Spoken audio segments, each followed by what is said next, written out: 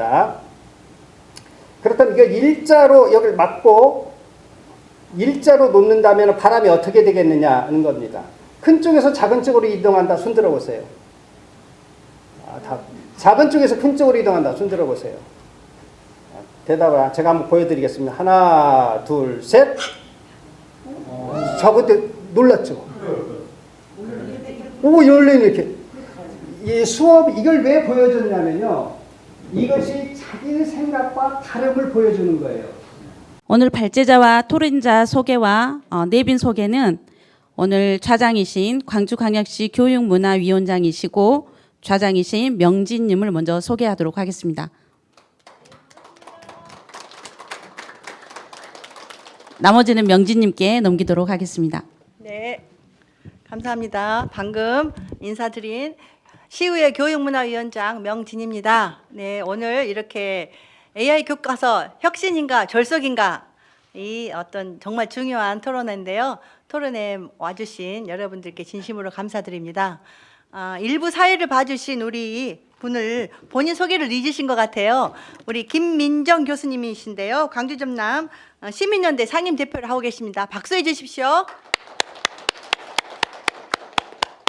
네, 그리고 오늘 이제 발제와 이제 토론이 진행되는데 발제자, 토론자 소개해 드리기 전에 먼저 플로어에 계신 우리 귀빈들 소개 먼저 드리겠습니다. 좀 전에 우리 김민정 교수님 소개 드렸고요. 그다음에 똑같이 광주 전남 시민연대 상임 대표를 하고 계시는 양지승 목포대 교수님, 네, 소개 드립니다. 네. 그리고 네, 마찬가지로 광주 전남 시민연대 상임 대표 맡고 계시는 나주대 교수 강대영 교수님 소개 드리겠습니다. 감사합니다. 네, 그리고 오늘 또 광주 실천교사회장 이혜중 선생님 와 계십니다. 감사합니다. 그리고 우리 뉴 민주포럼 대표이신 김홍관 선생님 와 계십니다. 네, 감사합니다. 그리고 또 전남대 디아스포라 협동가정의 전 원후회장이신 양하길 선생님 와 계십니다. 네. 그리고 또 이 광주 교육 발전을 관심을 가지신 많은 분들이 와 계십니다. 우리 모두를 위해서 다시 한번 박수 한번 하시죠. 네, 잘 오셨습니다. 그러면 이제 오늘 발제를 해주실 두 분을 먼저 소개해 드리겠습니다. 여기 계시는 우리 임태영 선생님이신데요. 미래학습혁신연구소 대표이시고 전 전남대학교 교육문제연구소에서 학술연구교수를 역임하셨습니다. 뜨거운 박수로 환영해 주십시오.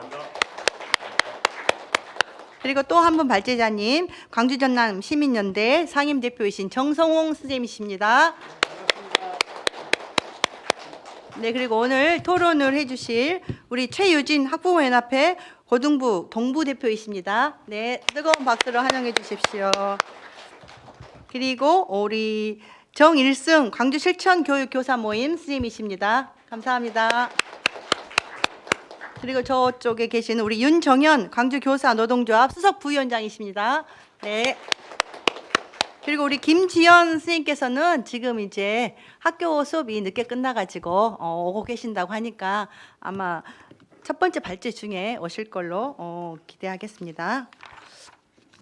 그러면은 일단 이제 발제는 한 20분씩 하시겠어요?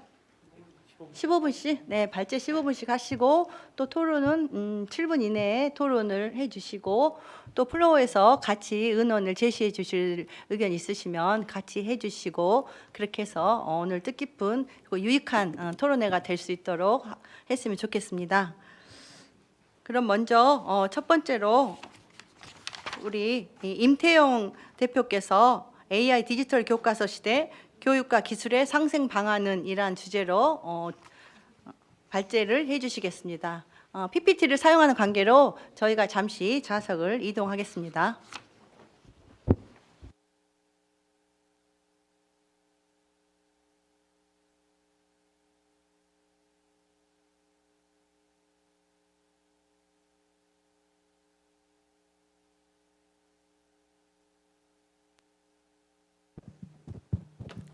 네, 안녕하십니까. 발제를 맡은 미래학습혁신연구소 임태영입니다. 15분 정도 맡았는데요.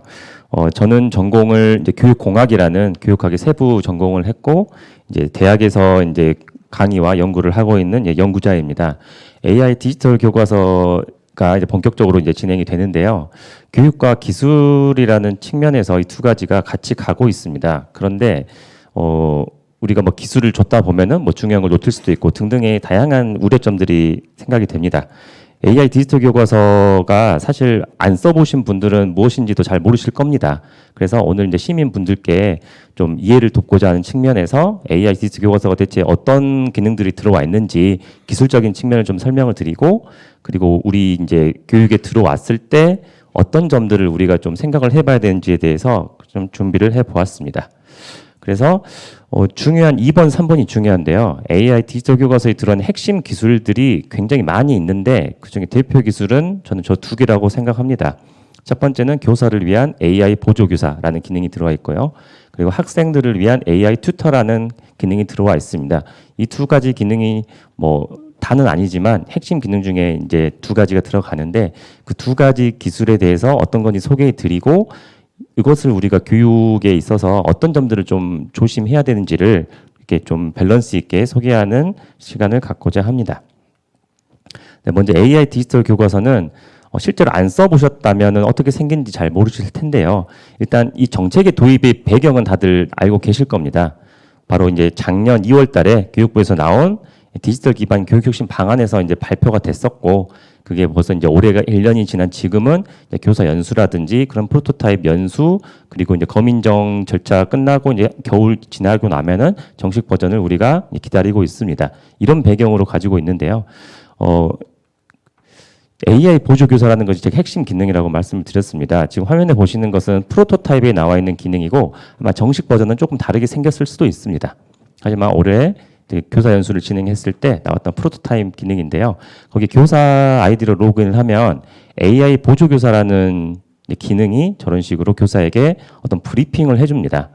우리 반 학생이 뭐 상, 중, 하로 그룹을 나누면 누가 해당이 된다. 이런 식으로 교사를 도와주는 기능이 들어와 있는 것이 AI 보조교사다. 이렇게 간단히 이해를 해주시면 될 것 같습니다. 그런데 이런 기능이 인간 교사인 입장에서는 도움이 되느냐라고 물어보신다면 전 도움이 되는 측면이 있다고 말씀을 드립니다.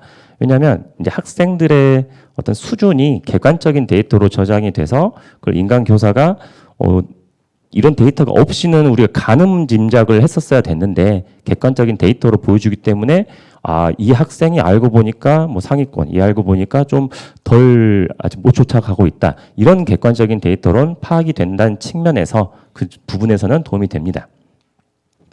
그리고 이제 AI 이제 챗봇, 튜터라는 것이 들어와 있는데요. 이것은 학생 입장에서 도움이 되느냐 물어보신다면 저는 자기주도 학습 측면에서는 도움이 확실히 된다고는 좀 믿고 있습니다.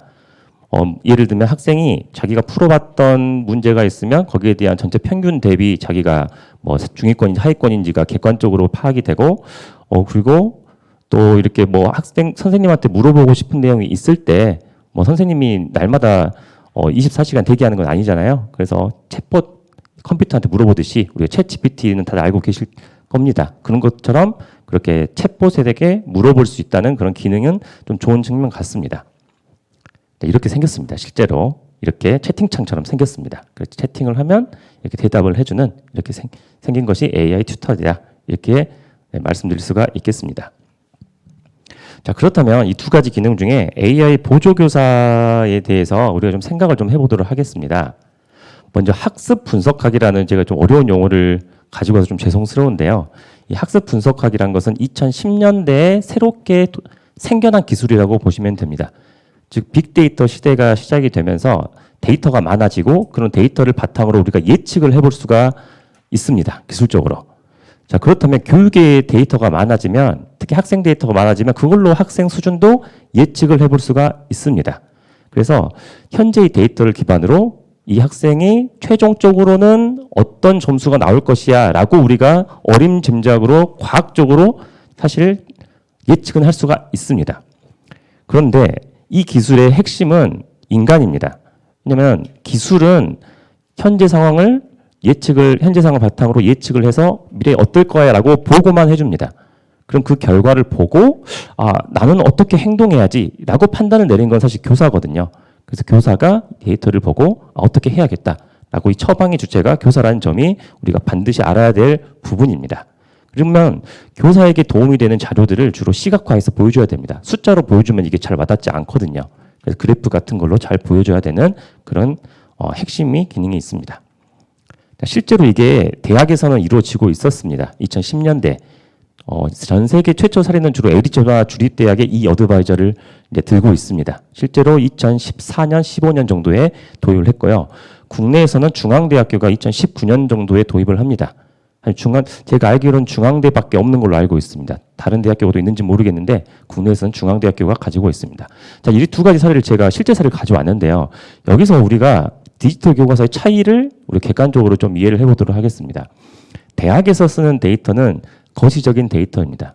굉장히 많은 데이터가 학사 데이터가 정보전산을 통해서 다 기록이 되어 있습니다.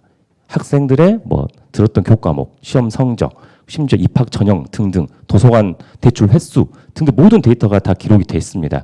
그런 데이터를 바탕으로 공부 잘하는 학생과 못하는 학생이 얼추 판별이 됩니다. 예측 모델링이 가능하다는 점입니다. 그것은 그 학교에 그동안 수십 년 동안 축적되어 온 데이터가 있기 때문에 신뢰로운 예측 모델이 생겨날 수 있다는 그런 특징이 있습니다. 그런데 디지털 교과서는 굉장히 미시적인 차원에서 움직입니다. 주로 한 수업 단위로 움직이죠. 한 과목 단위로 움직이기 때문에 일단 거시적인 것은 아니고 미시적인 차원에서 접근을 하고 있는 그런 부분입니다. 그리고 기존에 있는 데이터가 무엇이 있는지 사실 전 정확하게 모릅니다. 하지만 각 개발사별로, 출판사나 개발사별로 자체 보유한 기존 데이터로 예측 모델을 개발을 했을 것이라고 우리 외부 사람들은 추정을 하고 있습니다. 그래서 기존에 우리가 해왔던 방식과는 관점이 약간 다르긴 합니다. 거시적에서 미시적으로 내려온 상태이다. 이렇게 말씀을 드리고 싶습니다. 기대와 우려입니다. 제대로 잘 작동이 될 수 있다면 굉장히 좋습니다. 교사에게는 학생의 학업 수준 분석이 굉장히 쉽습니다. 그리고 교사가 수업을 준비할 때 분명히 도움되는 정보가 있습니다. 그리고 학생에게도 자신의 수준이 비교 파악이 용이하고 그리고 자신의 수준에 맞는 맞춤형 숙제가 나온다든지 그런 점에서도 굉장히 장점입니다. 자, 그런데 이제 교육공학을 전공한 연구자로서 이런 것은 제가 10년 전에도 박사과정 유학할 때부터 배웠던 내용입니다. 이게 이제 진짜 현실적으로 들어왔습니다. 그럼 연구자 측면에서는 이런 점을 항상 궁금하거든요. 제가 궁금한 점은 그럼 판별 모델의 성능이 과연 정확한가가 굉장히 궁금합니다. 과연 학생을 상중하로 구분한다고 하는데 그게 과연 정확하게 작동을 하는가? 이 점이 좀 궁금을 하고요. 그리고 출판사별로 성능이 차이가 있진 않는가? 이런 점은 좀 우리가 관심 있게 지켜봐야 됩니다. 왜냐하면 이 AI 디지털 교과서에 했을 땐 내가 중위권이 나오는데 저걸로 했을 땐 상위권이 나올 수도 있거든요. 이런 점들은 기술적으로 우리가 좀 지켜봐야 될 부분이기는 합니다. 자, 그리고 이제 AI 튜터라는 학생 기능에서 가장 핵심적인 기능이 있는데요. 쉽게 말해서 챗 GPT라고 생각하시면 됩니다. 챗 GPT는 이제 굉장히 일상에서도 많이 쓰이는 기술이 됐습니다. 2년 정도가 됐는데요. 그런 기능이 이제 들어와 있다라고 생각하시면 되는데 실제로는 이건 프로토타입의 이제 캡처 화면입니다. 우측 하단에 학생용으로 딱 로그인 했을 때 우측 하단에 동그라미 버튼이 있습니다. 로봇 아이콘이 있어요. 이걸 클릭하면 창이 딱 뜹니다. 오른쪽에 채팅창이 떠가지고 내가 모르는 내용을 컴퓨터한테 그 챗봇한테 질문을 하면 대답을 해주는 그런 친구가 옆에 항상 붙어 있다라고 생각을 하시면 되겠습니다. 자, 그런데요. 이런 기술은 과거에도 있었지만 과거에는 성능이 좋지 않았는데 2년 전에 등장한 챗 GPT 때문에 성능이 굉장히 올라갔습니다. 굉장히 인간 수준만큼의 대화를 컴퓨터가 할 수 있다는 것이 특이점입니다. 자, 그러면 AI 디지털 교과서에 챗봇이 AI 튜터가 있는데 거기에 들어간 성능은 이런 것들을 씁니다. 우리가 보통 챗 GPT만 알고 계시겠지만 구글의 제미나이라는 것도 있고요. 엔트로픽의 클로드라는 것도 있습니다. 이 세 가지가 지금 글로벌 IT 시장에서 우리가 쓰고 있는 세 가지 대표 챗봇입니다. 그래서 이것을 우리가 보통 씁니다. 새로운 스타트업이 이런 기술을 개발할 수 있는 게 아니고요. 이런 글로벌 IT 대기업들이 개발해 놓은 것을 돈 주고 갖다 쓰는 구조다라고 이해를 하시면 되겠습니다. 실제로 그건 벤치마크 표인데 우리가 보통 세 개를 쓰고 있다. 이 정도만 이해를 제가 도와드리도록 하겠습니다.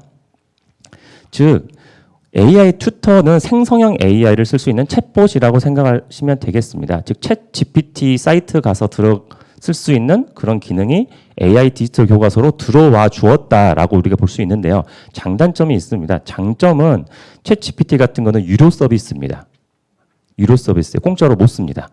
그런데 그게 AI 디지털 교과서가 이제 개발사가 돈을 대신 내주고 학생들한테 무료로 쓸 수 있게끔 들어와 줍니다. 이런 점은 굉장히 장점이라고 볼 수 있습니다.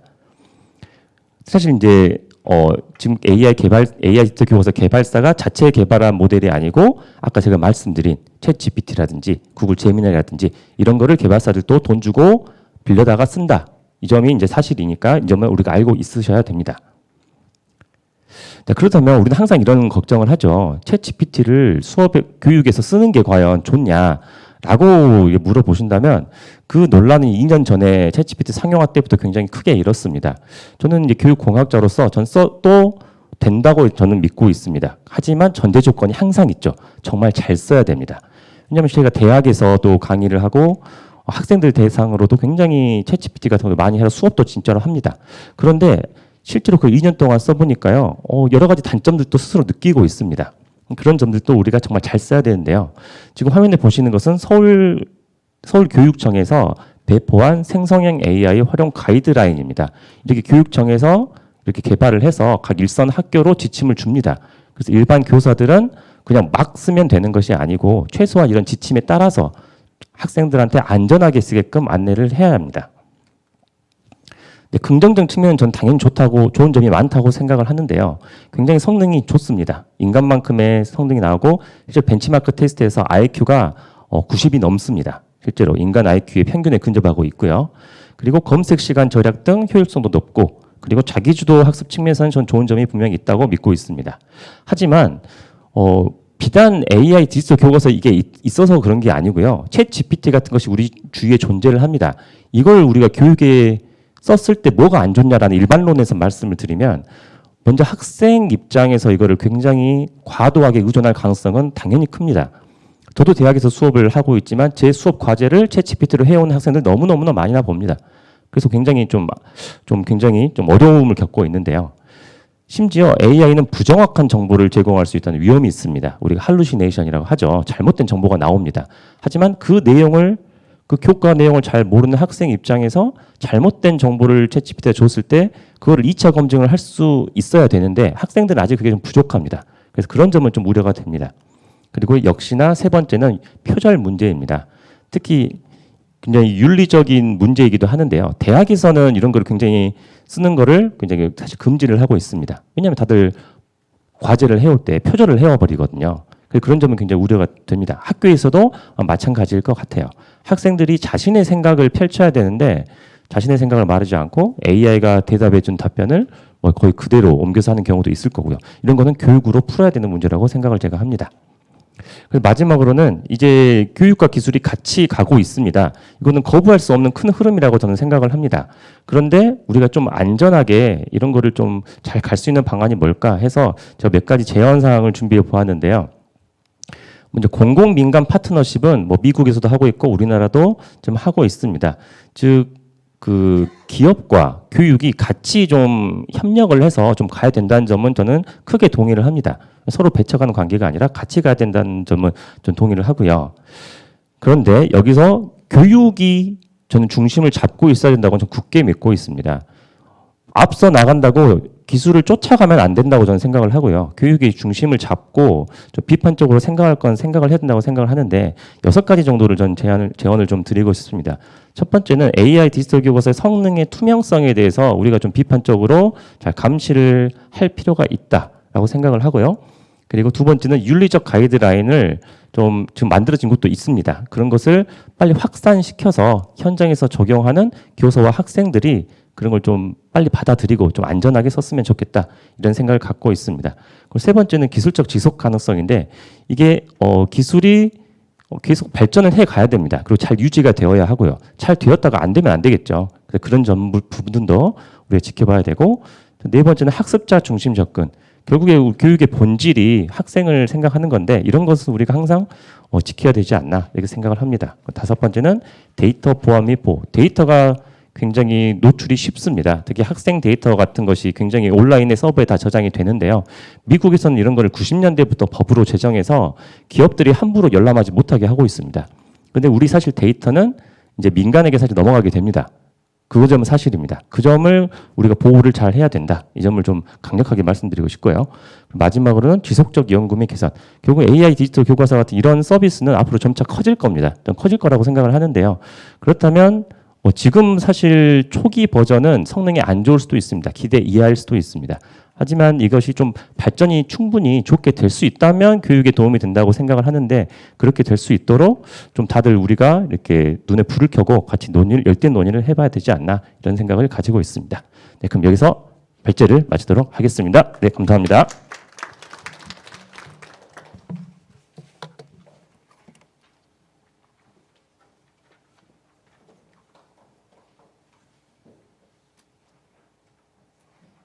네.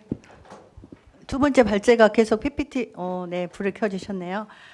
네, 첫 번째 발표해주신 우리 임태영 교수님 너무 감사합니다. 이 기술을 교육 현장에 받아들일 때 어떤 관점에서 해야 되는가에 대해서 교육공학을 전공하신 입장에서 이야기를 해주셨어요.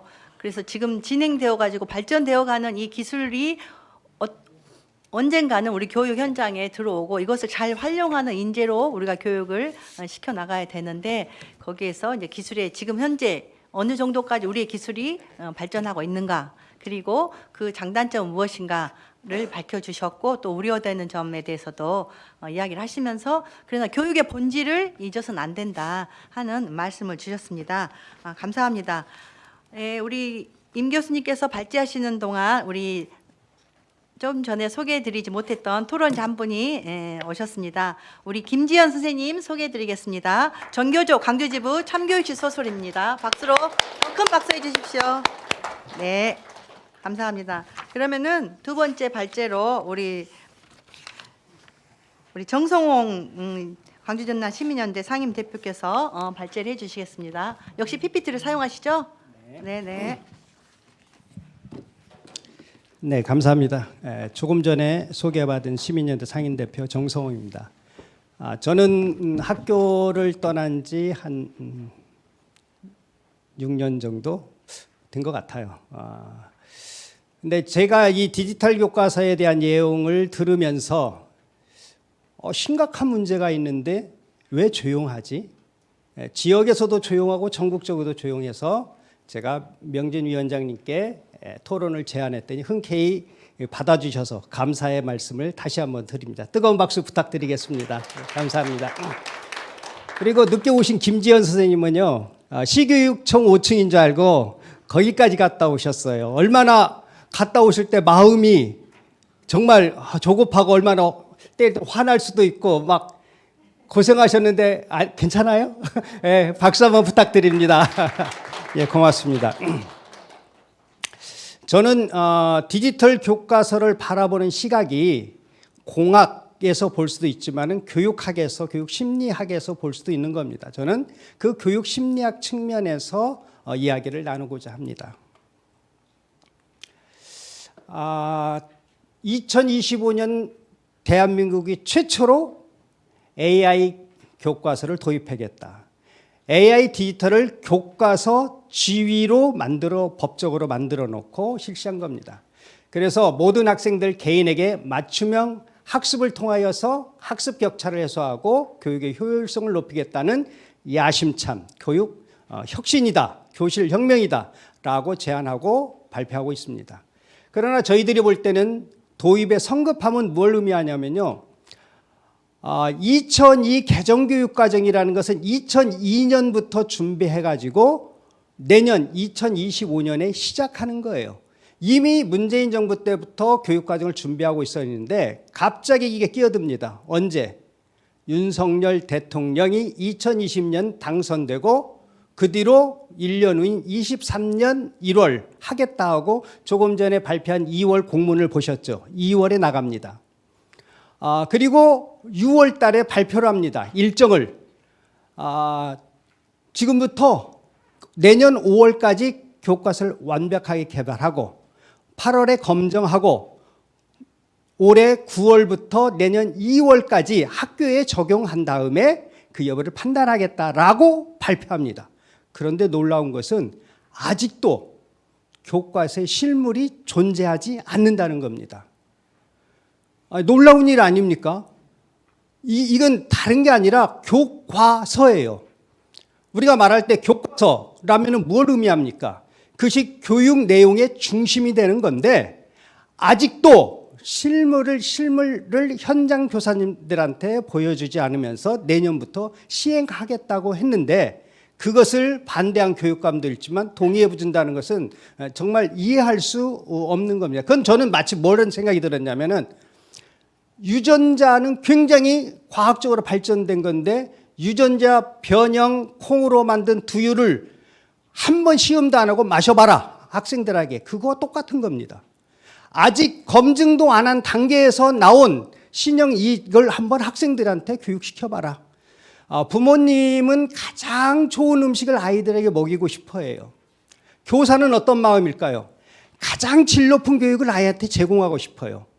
그래서 교사들이 반대하는 이유는 디지털 AI를 몰라서도 아니고 이것이 문제가 있어서 가장 질 높은 교육이라고 확신이 안 서 있기 때문에 이것에 대한 반대가 많은 겁니다. 보면은요,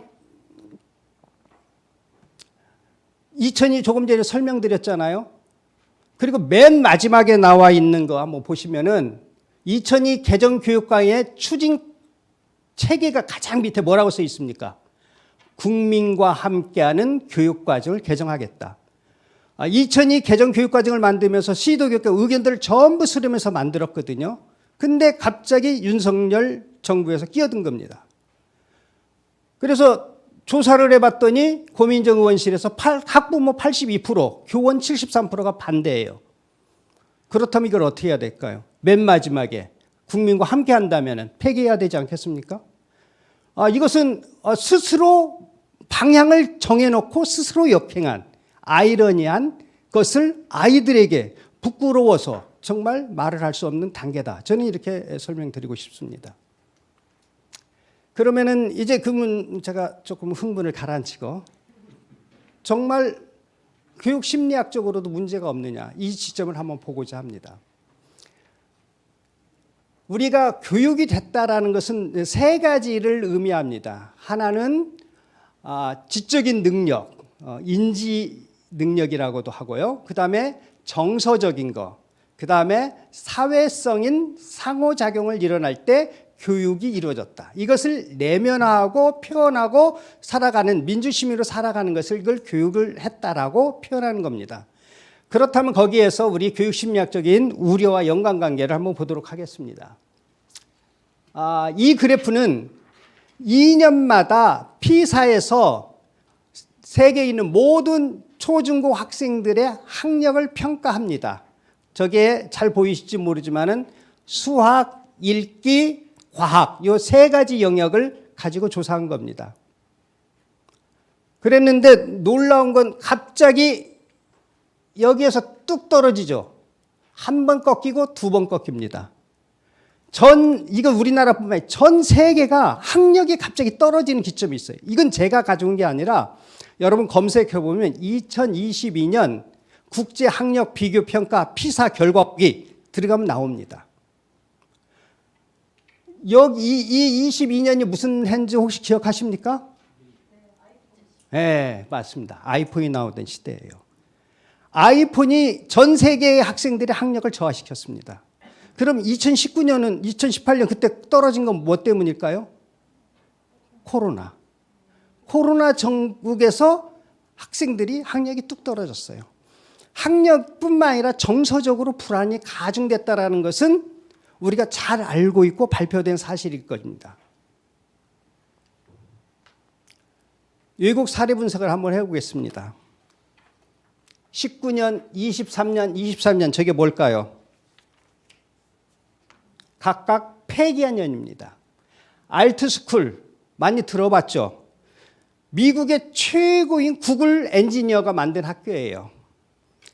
맥스 벤터라는 사람이 만든 건데 그 돈을 투자를 누가 했냐? 바로 여러분이 잘 알고 있는 페이스북 창립자가 재정 지원을 했습니다. 그렇게 막강한 알트 스쿨을 만들었는데 폐교를 했어요. 이유는 뭐냐? 세 가지 이유입니다. 기술 중심적이라는 거, 교사와 학생 간의 관계가 멀어졌다는 거, 그다음 세 번째가 비용 문제입니다. 그러니까 기술 중심이라는 걸 뭘 의미하냐면은 기술 중심이어서 학생들의 정서적, 사회성 이런 상호작용이 뚝 떨어짐으로 인해 문해력까지 기초학력까지 떨어지는 결과가 나타나 폐교하게 된 배경을 이것은 방송에도 한번 나온 적이 있어요. 그리고 이건 쉽게 아실 수 있고 스웨덴 역시 23년 그다음에 핀란드가 제일 먼저 선도적으로 가려고 했는데 핀란드가 유턴을 했죠. 근데 핀란드가 그럼 우리는 2040년부터 시작하겠다. 그럼 한번 그때부터 준비하겠다라고 발표를 했습니다. 그래서 저도 AI를 한번 해가지고 한번 쳐봤어요. 핀란드는 2040년에 시작한다고 그러고 우리나라는 내년부터 시작하는데 AI 너는 어떻게 생각하니? 물어봤더니 점수 좀 줘. 그랬더니 뭐라고 해요? 핀란드 80점, 우리나라 40점, 낙제. 이렇게 AI가 답하는 그냥 저도 한번 심심해서 물어봤더니 그렇게 답하더라고요. 교육학에서 말하는 이 유명하신 피아제, 비코비치 이런 유명한 교육 이론입니다. 그 중에서 피아제가 인지 발달 이론인데요. 인지 발달이라는 건 쉽게 교사이신 선생님도 있고 아닌 분도 있는데 제가 이 교육학을 왜 얘기하냐면은 교사가 되려면은 다른 건 다 몰라도 교육학을 반드시 이수해야 됩니다. 그래서 전문직이라고 그래요. 교대나 사대 안 나와도 일반대 나오더라도 교사가 되려면 교육학을 배워야 돼요. 그것이 가장 중심이고 핵심이기 때문입니다. 그래서 피아제의 이론은 나는 것이 새다. 그럼 비행기도 나는데 그럼 비행기가 샌가? 는 갈등이 생기잖아요. 그러면 자기가 조절을 통해서 비행기도 나는구나. 동화는 조절과 동화 과정 속에 일어나는 것이 인지 발달이 된다라고 피아제는 얘기했고 그 다음에 비코지치는 인접 발달 원리예요. 자기가 아는 게 있고 모르는 게 있어요. 근데 아는 것과 모르는 것 사이에 도저히 자기는 알 수 없지만은 이걸 올라가기 위해서는 우리가 1층, 2층 건물 지을 때 중간에 세워놓는 거 있죠. 그걸 비계라고 합니다. 비계라고. 그 비계설을 1층에 2층 올라가기 위해서는 비계가 반드시 필요하다. 그것이 비계의 역할은 누가 하냐?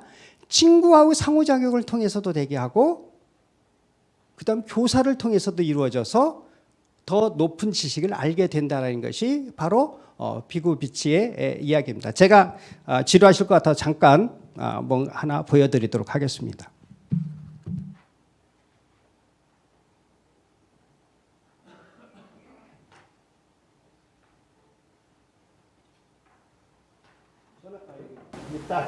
저는 수업할 때 제 과학 교사의 본능으로서 항상 이런 걸 늘 하나씩 가지고 다닙니다.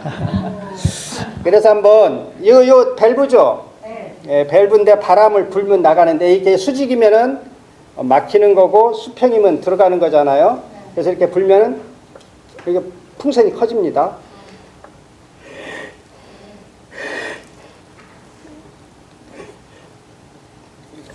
아이고, 이 정도 커졌습니다. 그 다음에 이쪽에다 바람을 한번 또 넣어보겠습니다.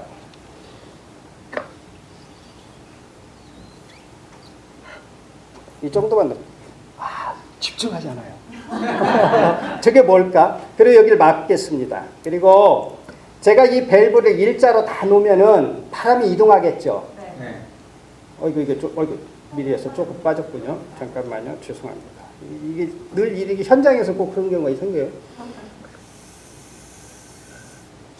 자, 그렇다면 이거 일자로 여기를 막고 일자로 놓는다면 바람이 어떻게 되겠느냐 하는 겁니다. 큰 쪽에서 작은 쪽으로 이동한다. 손 들어보세요. 작은 쪽에서 큰 쪽으로 이동한다. 손 들어보세요. 대답을 제가 한번 보여드리겠습니다. 하나, 둘, 셋. 저것도 놀랐죠? 열리는 이렇게. 이 수업, 이걸 왜 보여줬냐면요. 이것이 자기 생각과 다름을 보여주는 거예요. 교사는 이걸 제공하는 것이 교사예요. 그럼 왜 그러지라는 의문이 생기잖아요. 그 다음에는 뭐냐면 친구하고 토론을 하는 거예요. 근데 친구하고 얘기하다 보니까 나와 다른 생각을 가지고 있어요. 놀라워요. 이것이 상호작용이에요. 아, 세상에는 나와 다른 생각을 가진 친구들이 있구나. 소통하는 거예요. 그리고 얘기하다가 찾아내고 선생님의 얘기를 들어보면 자기의 과학적인 개념, 정개념, 동화되는 그 과정이 우리 교육이다 이렇게 얘기합니다. 이 과정 속에서 되는 것은 지적 능력뿐만 아니라 아이들의 표정과 정서적인 거와 사회성, 상호작용 이걸 다 한꺼번에 배우는 거예요. 우리는 교육을 분절해서 따로따로 있는 게 아니라 통합적으로 있다. 그러면서 이런 단계를 거쳐서 배우는 것이 교육 이론인 것입니다. 그것이 교사를 그래서 교육 전문직이라고 그러고 이 내용을 내가 이 단원에서 무엇을 쓸 수 있다는 결정권이 누가 있냐면 교사한테 있는 거예요. 그런데 놀라운 대한민국은 디지털 교과서라는 걸 만들어가지고 전국이 똑같이 이 수업을 하라고 이 문제를 풀으라고 획일적인 군사정부 시절에 이걸 얘기하는 겁니다. 이래서 반대하는 겁니다. 아니 똑같이 그 말이 돼요? 이 선택권은 누가 있냐면 교사한테 있어요. 그러면은 이것이 교권의 침해다 저는 이렇게 보고 있는 겁니다. 교사의 권리를 침해하는데 그 다음에는 이걸 반드시 성공시키기 위해서는 어떤 일이 벌어질까요? 교사를 디스합니다. 교사가 무능해서 컴퓨터를 몰라서 나이 든 사람 저거 몰라. 이런 거 그 주의해야 될 점이 뭐야? 저 명퇴했는데도 저 AI 사용할 줄 알아요. 교사 중에서 교사는 특징이 다 대학 나왔잖아요. 다 할 수 있다고 생각합니다. 1단계, 2단계 정치적으로 보면 꼭 그걸 혐오를 자극해가지고 정책을 결정하는 이것에 대해서 저는 반대할 수밖에 없는 겁니다. 그래서 저는 이 AI 교과서가 좋으냐 나쁘냐가 아니라 저는 AI 교과서는 반대합니다. 그러나 AI 교육은 찬성합니다. AI 교육에 대해서 미래적 이것이 필요하다면 이걸 차용해가지고 쓸 수는 있는 교사의 선택권에 AI 교육을 가져오는 것은 찬성하는데 교과서라는 명칭을 줘가지고 모든 사람이 획일적인 교육을 하려고 한다? 문제풀이 중심으로 한다? 이건 매우 심각해요. 뭘 볼 수 없냐면 왜 계산기가 있는데 초등학교 계산기를 못 쓰게 했을까 옛날에. 쉽게 계산은 빨리 나오잖아요. 우리는 왜 내비게이션을 사용했는데 내비게이션 사용한다고부터 주변에 뭐가 있는지 잘 모를까요? 우린 익숙하면 익숙할수록 두뇌가 발달하지 않습니다. AI 교과서 AI라는 건 뭐냐면은 데이터를 엄청나게 가지고 있어가지고 스스로 답하고 스스로 질문하는 게 AI예요. 그 핵심이 뭐냐면 데이터를 많이 갖는 거예요.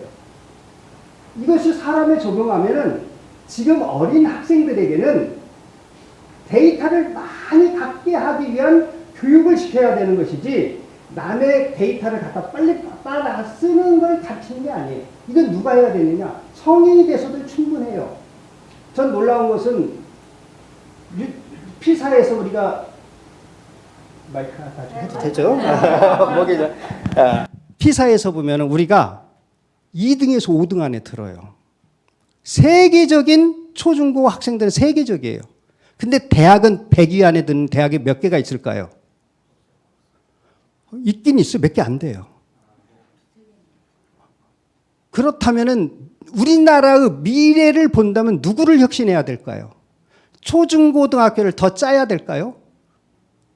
대학을 개혁해야 될까요?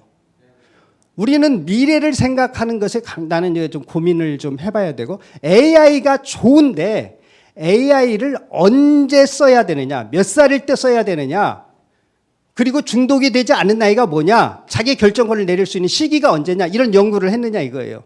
그 시기가 언제냐 이거예요. 저는 인터넷에 광풍이 일을 때가 생각납니다. 그다음 이보다 인터넷 모르면 바보인 것처럼 막 인터넷 들으러 다녔어요. 지금 AI 광풍이 그런 거와 똑같습니다. 그래서 학교에는 ICT 교육이 들어왔어요. 막 ICT 교육 못하면 바보 교사가 되는 것처럼 다 만들어놨습니다. 교육의 본질에 충실하려는 것이 더 중요한 것이지 이런 새로운 것이 들어와서 전 그다음에 뭔 이득이 있는지 잘 모르겠습니다.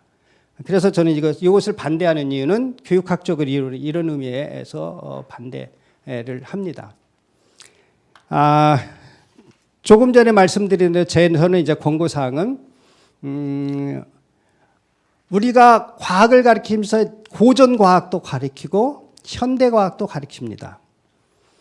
아이들에게 옛날 이런 지적 능력을 가르치기 위한 다양한 창의를 갖게 하는 교육을 가르치기도 하지만 AI 교육도 필요하다고 생각합니다. 근데 제가 볼 땐 AI 교육은 딱 언제가 좋으냐면은 학생들이 수업에 들어갈 때 무엇을 알고 모르는지 진단 평가할 때는 속도가 빠르고 굉장히 유효합니다.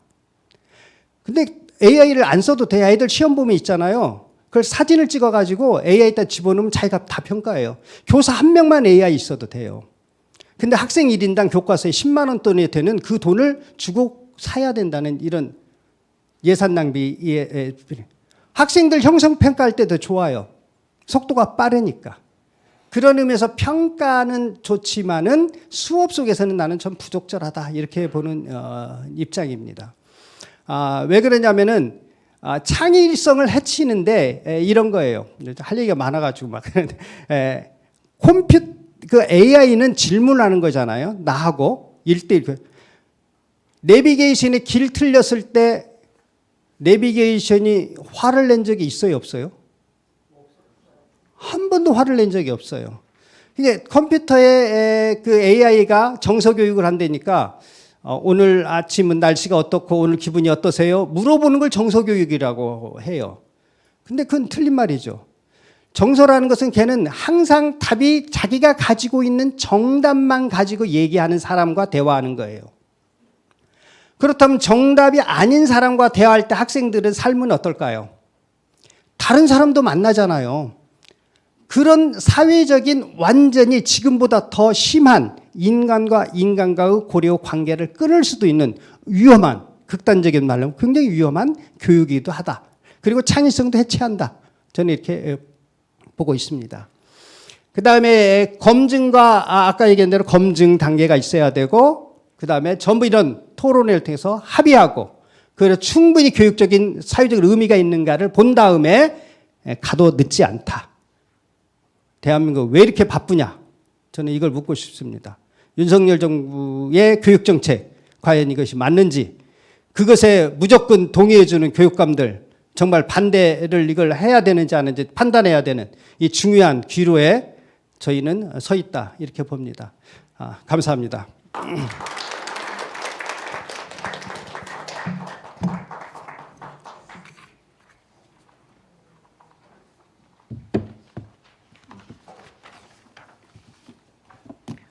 네, 정성홍 대표님 발제 감사합니다.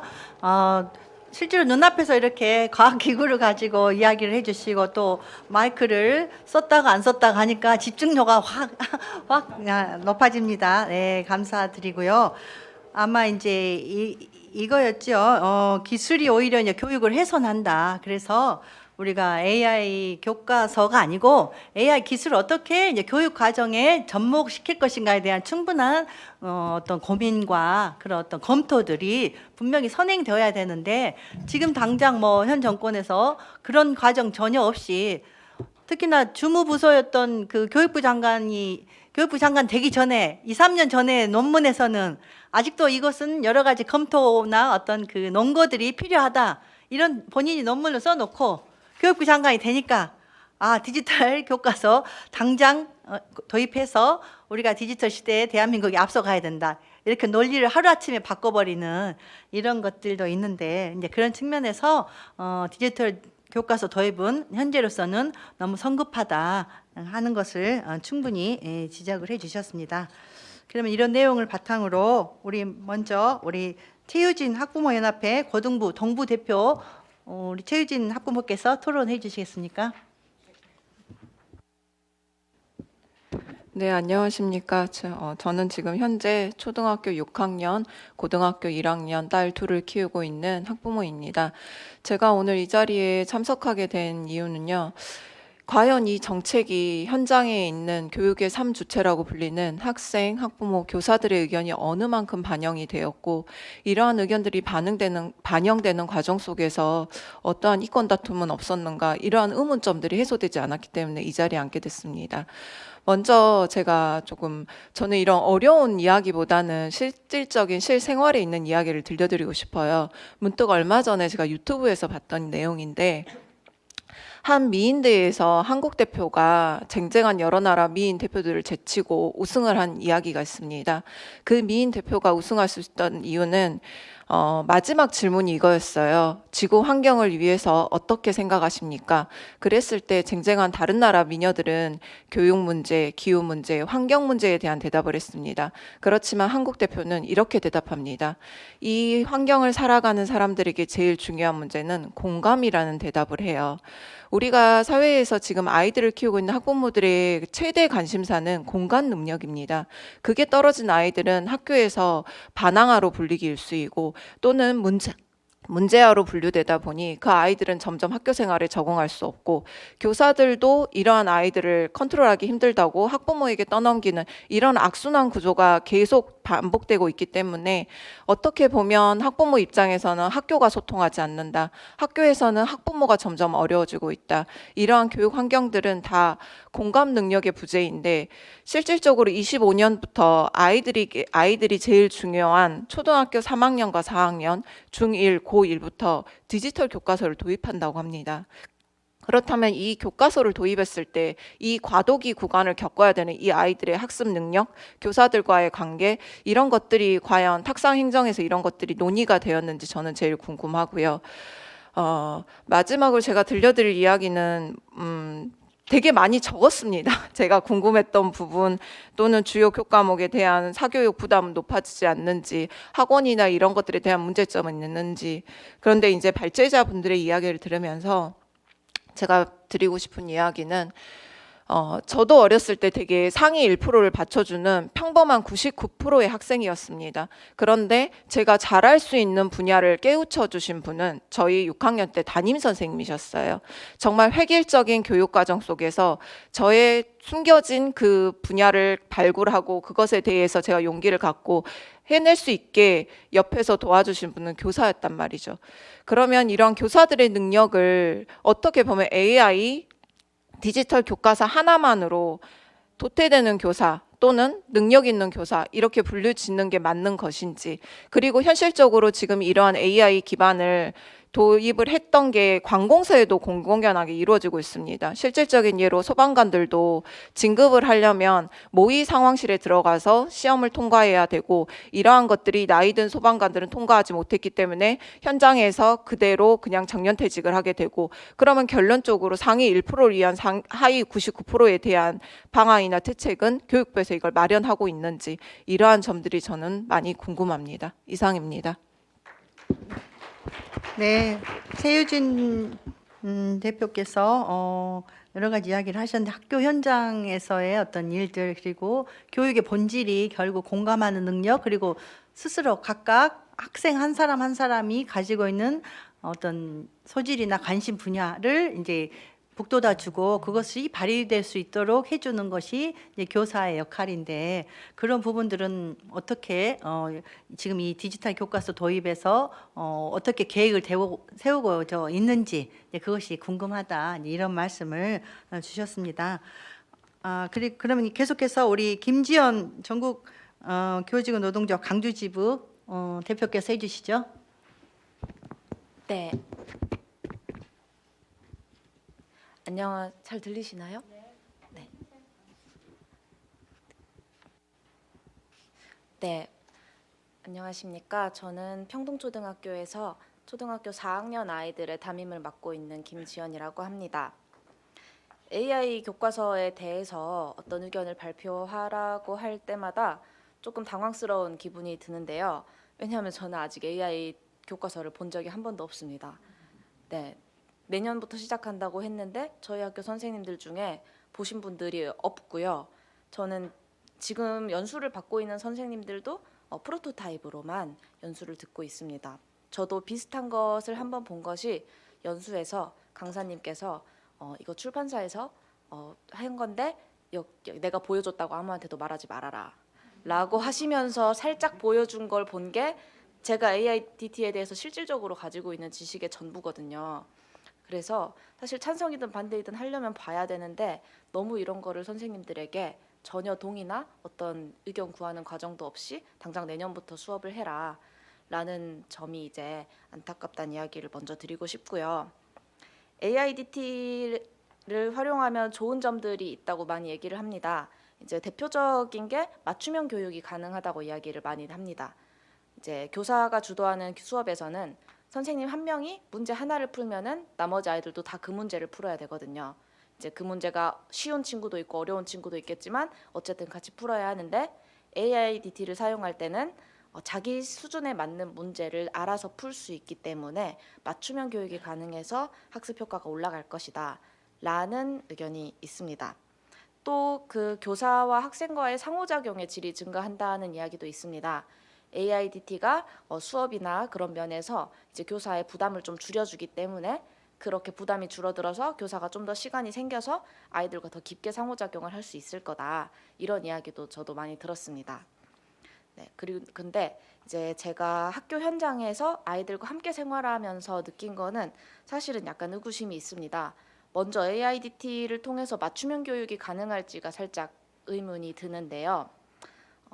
저는 항상 교육이라는 것은 관계와 접촉에서 발생을 한다고 생각합니다.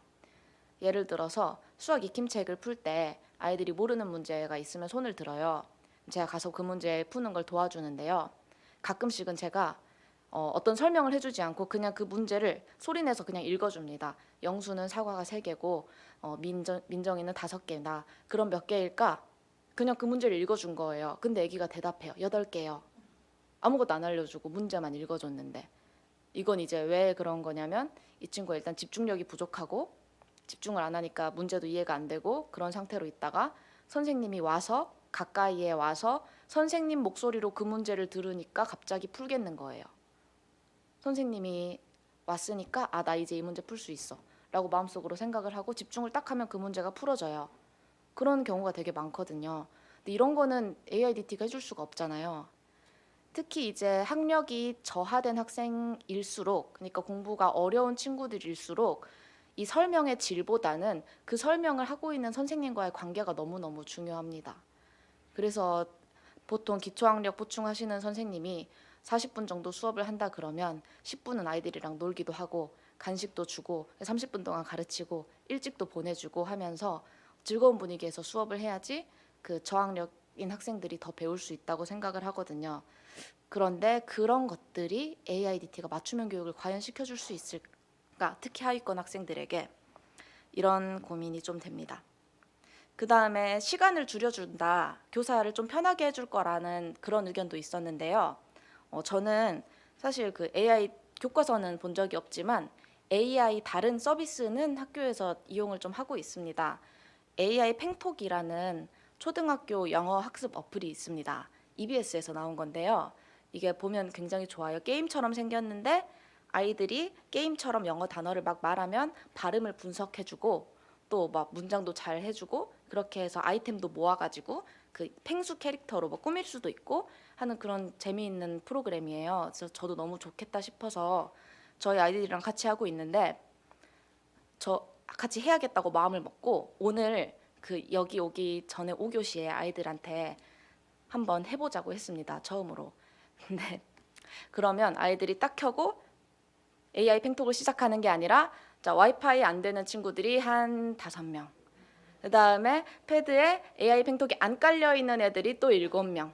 깔아줘요. 깔아주는데 와이파이 하나에다가 다 연결을 하니까 너무 느린 거예요. 선생님 3시간 걸린대요 해서 핫스팟을 켰어요. 옆에 친구가 자기도 무제한이라 해서 너도 핫스팟을 켜라. 그래서 핫스팟을 다 같이 켰는데 그 학생 코드가 있어야지 들어갈 수 있거든요. 비밀번호 잃어버린 애가 또 5명. 또 다시 다 발급을 해주고 자 이제 들어갈 수 있겠지 하면 들어갔어요. 또 한참 고민하고 있어요. 닉네임을 뭘로 지어야 될지 모르겠다는 거예요. 그리고 옆에 틱톡 보다가 한 명 걸렸어요. 그러니까 저는 사실 현장에 있는 교사들은 다 알 거예요. AI 교과서가 우리의 시간을 줄여줄까? 라고 하면 우리의 업무 시간을 늘리면 늘렸지 절대 줄여주진 않을 것 같다는 어떤 경험에서 우러나온 그런 우려가 됩니다. 그래서 사실 AIDT를 어떻게 홍보하시는 분들이 되게 많이 하는 얘기가 하이테크와 하이터치라는 말을 하십니다.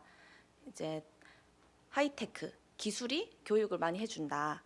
하이터치, 그러면 선생님들은 아이들과 더 정서적으로 상호작용을 많이 할 수 있다라고 하는데, 사실 저희는 정서적인 상호작용도 그렇지만 교육도 교사들이 가장 잘 한다고 생각을 하고요. 그래, AIDT가 실제로 딱 껍질이 벗겨졌을 때 생각보다 훨씬 좋은 걸 수도 있겠다는 생각은 들어요. 아이들에게 도움이 될 수도 있겠다는 생각은 드는데, 그렇게 조금 도움을 받기에는 너무 천문학적인 예산이 투입이 되고 있고, 이제 그것을 우리가 다른 곳에 돌린다면 얼마나 더 좋은 거를 할 수 있을까, 이런 아쉬움이 들기도 하는 사실입니다. 네. 저희 예산이 정말 약간 깎여가고 있는 게 느껴지거든요, 피부에서. 이게 AIDT로 많은 예산이 들어가다 보니까 서예 수업을 할 때 긋는데 이렇게 한번 그으면 붓털이 막 빠지는 거예요. 그래서 붓을 좀 좋은 걸 사줄 수 있겠다. AIDT를 안 하면 전국에 있는 학생들한테 최고급 붓과 먹과 벼루를 사줄 수 있겠다는 그런 생각도 들었습니다. 네, 마지막으로 드리고 싶은 말은 선생님께서 말씀하시기도 했지만, 교육이라는 거는 이제 나랑 다르기도 하고 또 달라서 또 아름답기도 한 그런 세상을 배우는 거잖아요. 근데 AI는 항상 노가 없죠. 해달라는 거 다 해주고 절대 나랑 싸우지 않고. 그래서 이런 상대랑 대화하기보다 그냥 좀 AI보다 조금 수준은 떨어지더라도 화도 내고 아닌 건 아니라고 말할 줄 알아는 선생님과 더 많은 시간을 우리 아이들이 보냈으면 좋겠다는 생각이 듭니다. 네, 이상입니다.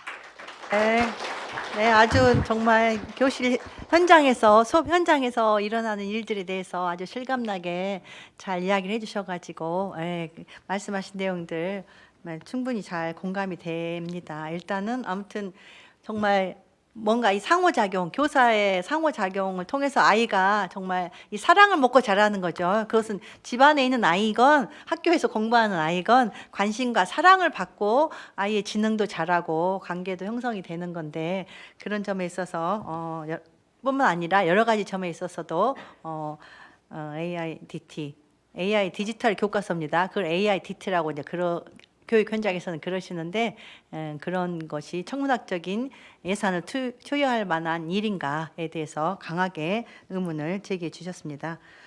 그러면은 또 계속해서 일단은 우리가 토론을 하시고 그 다음에 또 플로어에서 질문을 해주시기도 하고 해서 서로 상호간에 같이 이야기를 해 갔으면 좋겠습니다. 그래도 잠깐만요. 그 윤정현 선생님이 지금 토론하실 차례인데, 지금 우리가 정리를 할 게 필요한 게, 지금 3, 4학년들 디지털 교과서가 도입이 되는 게 이제 수학, 영어, 정보, 이제 이 세 과목이죠. 네네. 그리고 중학교 1학년, 고등학교 1학년이 또 하는데 똑같이 수학, 영어, 정보 이 세 과목에 한해서 지금 디지털 교과서를 내년부터 도입하겠다 하는 것이라는 거 참 혹시 헷갈리실까봐 일단 말씀을 드립니다. 네, 그러면은 우리 광주 교사 노동조합 수석 부위원장이신 윤정현 선생님의 토론을 듣도록 하겠습니다.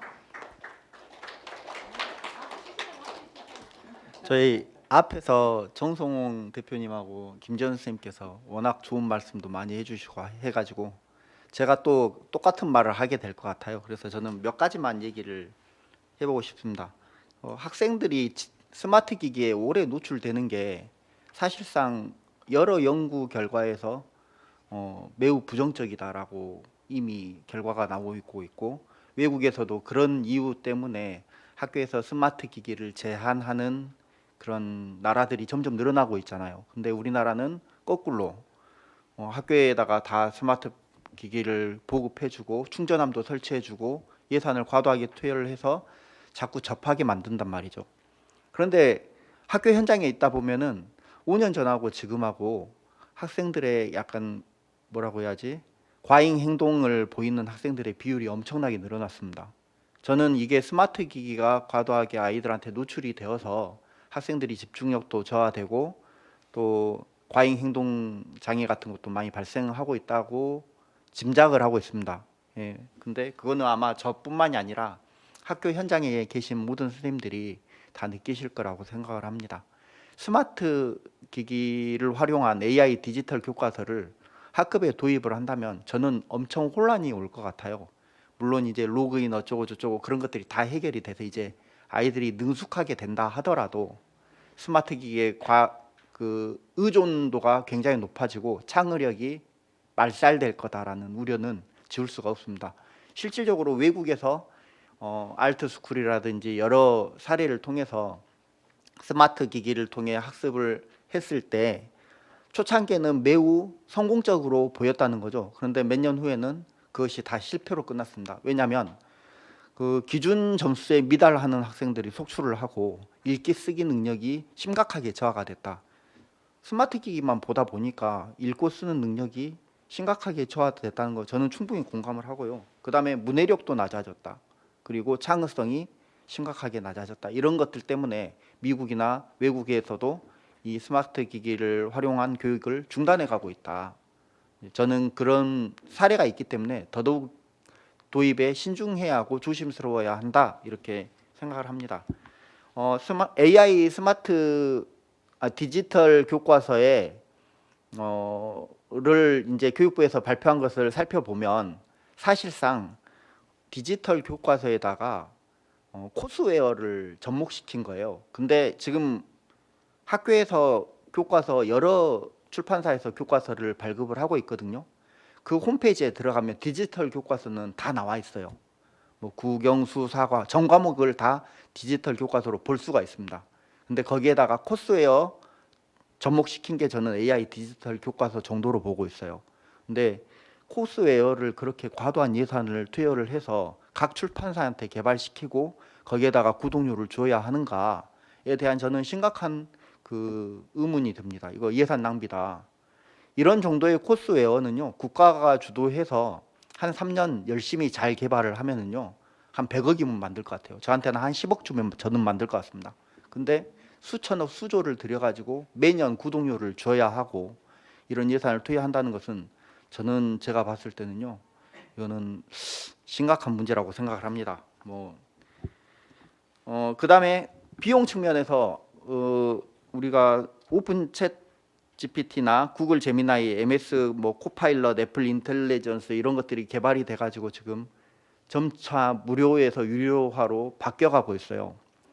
어느 순간 이 AI 회사들이 저희들이 사용하고 있는 이런 디지털 교과서에 사용되는 AI 구독료를 올린다든가 했을 때 저희들은 대응할 수 있는 방법이 없다고 생각을 해요. 우리가 예상하는 것보다 훨씬 더 많은 예산이 투여될 수 있다. 그런 거에 대해서 우려가 있습니다. 그리고 저는 이제 마지막으로 교육부와 교육청, 이제 교육부의 정책은 원래 탁상 행정이잖아요. 저희가 이제 저 올해 휴직하고 있습니다. 노동조합에서 전임 근무를 하느라고 3월부터 휴직을 해가지고 지금 한 6개월 밖에 나와 있는데 6개월 현장에서 떨어져 있었다고 현장감이 엄청 떨어졌어요. 저는 늘 선생님들하고 상담을 하면서 학교가 이렇게 엉망이었지, 학교가 이렇게 힘든 곳이었지, 아이들 다루기가 이렇게 힘들었지라는 것을 상담할 때마다 이렇게 되새기곤 하는데 현장에서 불과 한 2, 3개월만 떨어지면 아이들은 막 다 착한 것 같고요. 막 학교는 막 아름답고 막 그런 것처럼 착각을 하게 돼요. 근데 이제 내년에 저는 이제 복직을 하겠지만 복직을 하게 되면 지옥으로 다시 들어가는 거죠. 아이들의 다툼, 그다음에 각자 다른 개성들을 저희 선생님 한 분은 그 학생의 특성에 맞게 또 교육을 해야 하고 거기에 얹어지는 학부모님들의 과도한 요구들 그런 것들도 다 우리가 수용을 해서 수업을 진행을 해야 하는데 AI가 그거를 다 대신할 수 있을까? 저는 의문입니다. 물론 이제 학교 현장을 잘 가보지도 않고 1년에 한 번 갈까 말까 한 교육부 관료들은 이런 엉망인 정책을 내놓을 수 있어요. 그러면 사실 교육청의 역할은 뭐냐면요. 교육부가 탁상행정을 하고 엉망인 정책을 내놨을 때 이것이 현장하고 전혀 동떨어져 있는 정책이니 너가 하지 마 하고 얘기를 해주는 역할을 해줘야죠. 그런데 지금 서울시 교육청에서는 37억, 경기도에서는 3,900억, 그다음에 제주도에서는 299억, 울산교육청이 조금 정상인 것 같아요. 울산교육청이 15억 책정했더라고요. 구독료로. 광주교육청 아직 발표 안 됐습니다. 저 궁금해요. 광주교육청 얼마나 책정할지. 정말 광주교육청이 현장을 잘 알고 현장을 목소리를 대변하는 그런 교육청이라면 저는 영원으로 책정을 해야 한다고 생각합니다. 못 아실 거예요. 왜냐면요, 10월 29일 날 국무회의를 통해서 지방교육재정교부금법 시행령이 개정이 됐어요. 우리들 잘 몰랐잖아요. 근데 어떻게 개정이 됐냐면 AI 디지털 구독을 많이 한 학생 수에 맞게 재정을 더 주게, 교부금을 더 내려보내게, 이런 식으로 해놨어요. 깜짝 놀랐죠. 아무도 몰랐습니다. 게다가 또 뭐가 있냐면요, 그 교육부 장관이 정하는 기준에 따라 시행하는 특별 연수를 많이 받은 교사가 있으면 거기에다가 돈을 더 주게 돼 있어요. 이런 식으로 정부에서는 AI 디지털 교과서를 밀어붙이기 위해서 교묘하게 돈으로 교육청을 쥐어짠다는 거죠. 이런 와중에도 15억밖에 책정을 안 한 울산교육청에 저는 박수를 보내고요. 저는 광주교육청 돈 좀 없어서 힘들더라도 영원 때려가지고 교육부에 저항을 한번 해주셨으면 좋겠습니다. 이게 현장에 있는 교사로서의 부탁입니다. 여기까지입니다. 네, 우리 윤정현 선생님께서 지금 이 스마트 기기가 학생들에게 어떤 악영향을 주어 왔는가, 최근 몇 년 동안의 변화만 살펴봐도 우리가 바로 현장에서 알 수 있는 일들에 대해서 이야기를 하셨고, 또 사실 지금 교육의 본질이 정말 생각하는 힘, 그리고 읽고 쓰고 자기 생각을 표현하는 그 능력인데, 이런 문해력이며 사고하는 힘이 얼마나 지금 현장에서 낮아지고 있는가, 그런 부분들에 대해서 이야기를 해주셨네요. 그리고 이제 마지막으로 우리 광주교육청에 대해서 좀 따끔하게 이야기를 해주셨는데, 그러니까요, 너무 정말 현 정부에서 너무 정말 야비하죠. 그런 예산과 연결시켜가지고 이 사업을 진행한다고 하는 것이 야비한데, 그러면은 우리 광주 교육 가족들은 그 예산을 적게 받더라도 그것을 서로 허리띠를 절라함에 준비가 돼 있습니까? 여기 계신 분들은 준비가 되어 있는 것 같은데, 아무튼 어려운 문제입니다. 네, 그러면은 이게 마지막으로 우리 정일승 광주 실천교육 교사 모임 대표님께서 관계자라고 써졌네. 네, 죄송합니다. 네, 정일승 선생님께서 발표해 주십시오. 네, 박수로 환영해 주십시오. 네, 안녕하세요. 저는 초등학교에서 3학년 학생을 지금 가르치고 있고, 광주 실천교육 교사 모임의 회장님이 저기 계신데 네. 저를 굳이 여기에 앉으라고 하셔가지고 제가 대신 나오게 됐습니다.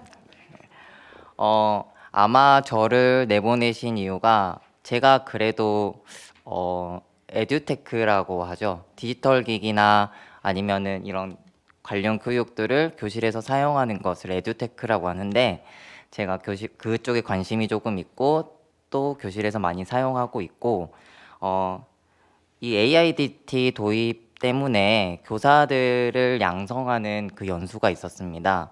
그 연수 이름이 여기에 53쪽에 적혀져 있는 교실혁명 선도교사라고 해서, 교육부에서 이 교사들을 양성해서 이 교사들이 다시 현장에 나가서 AIDT에 관련된 연수를 하도록 했거든요. 그래서 제가 여름방학부터 되게 열심히 교실혁명 선도교사 연수를 또 들어서 네, 프로토타입도 아마 제가 가장 먼저 보지 않았을까, 여기에 계신 분들 중에서. 그렇게 생각이 드는데, 일단 저는 시대에 발맞춰서 교육이 따라가야 한다고 개인적으로 생각하고 있습니다. 네, 디지털 AI가 발전하고 있다면 역시 교실에서도 그쪽으로 교육을 조금 해주는 것이 당연하다라는 생각을 기본적으로 가지고 있어요.